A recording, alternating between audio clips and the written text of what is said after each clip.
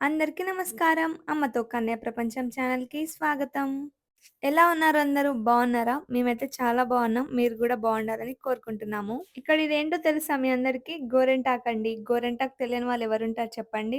ఆషాఢ మాసం వచ్చిందంటే చాలు మనందరి కళ్ళు గోరింటాకు చెట్టు మీదనే పడతాయి. ప్రతి ఆడవాళ్ళకి ఎప్పుడెప్పుడు పెట్టుకోవాలనే ఉంటుంది గోరింటాకు. నిజమే కదండీ! మీలో ఎంతమందికి ఇష్టమో కామెంట్ బాక్స్‌లో కామెంట్ చేయండి. నాకైతే చాలా ఇష్టం గోరింటాకు. ఇంటి పక్కనే గోరింటాకు చెట్టు ఉంటే గోరింటాకయితే తెంపుకున్నాము. మాతో పాటు కన్నయ్య గూడా మాకు హెల్ప్ జేశాడు. అసలు గోరింటాకు ఆషాఢ మాసంలోనే ఎందుకు పెట్టుకోవాలో తెలుసా మీ అందరికీ? తెలిసిన వాళ్ళుంటే కామెంట్ బాక్స్‌లో కామెంట్ చేయండి. తెలవని వాళ్ళ కోసం నేనున్నా కదా చెప్పడానికి. ఈ వీడియో బోర్ ఏం కొట్టదు. సరదాగా మాట్లాడుకుంటూ వెళ్దాము. ఇప్పుడు తరతరాలుగా మన పెద్దలు గోరింటాకు స్త్రీలకు ఎందుకంత పవిత్రమైనదో, అంతేకాకుండా ఈ గోరింటాకు ప్రతి స్త్రీకి శుభప్రదంగా మారింది.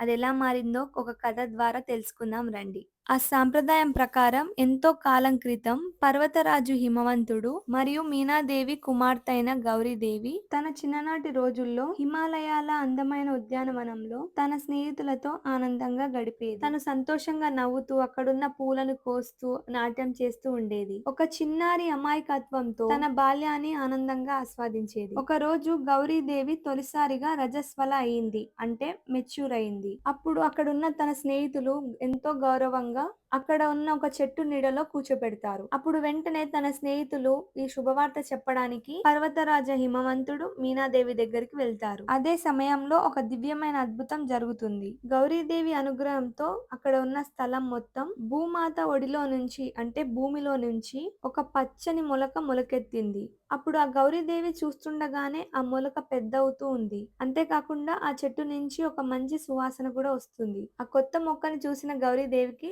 ఆసక్తి కలిగింది. అప్పుడు ఆమె కొన్ని ఆకులను కోసి తన వేళ్లతో నూరి ఆ పచ్చని ముద్దను తన అరచేతుల్లో రాసుకుంది. కొంతసేపటి తర్వాత గౌరీదేవి చేతులు ఎర్ర రంగులోకి మారిపోయాయి. గౌరీదేవి చేతులను చూసి తన స్నేహితులు చాలా భయపడిపోయారు. ఆ ఆకులు తనకేమైనా హాని చేస్తాయేమో అని భయపడ్డారు. అప్పుడు గౌరీదేవి చిరునవ్వుతో ఇలా చెప్పింది.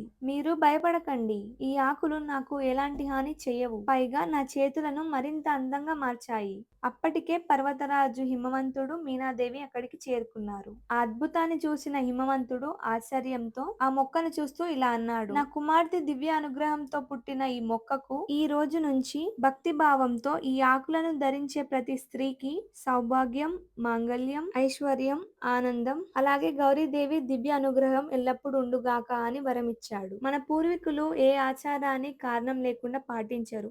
ఇదొకటే కాదండి కారణం. మరో కారణం గూడా ఉంది. ఆషాఢ మాసం వర్షాకాలంతో ప్రారంభమవుతుంది. ఈ సమయంలో వాతావరణం చల్లగా ఉంటుంది. మన శరీరం నుంచి వచ్చే వేడిని తగ్గించడానికి ఈ గోరింటాకు పెట్టుకుంటాము. ఆయుర్వేదం ప్రకారం తాజా గోరింటాకు మన శరీరానికి చల్లదనం అందిస్తుంది. ఇందులో ఉండే యాంటీ బ్యాక్టీరియల్, యాంటీ ఫంగల్ గుణాలు మనని ఆరోగ్యంగా ఉంచడానికి సహాయపడతాయి. ఇదండి ఈ రోజుటి వీడియో. మీ అందరూ తెలుసుకున్నారు కదా గోరింటాకు ఎందుకు పెట్టుకుంటామో.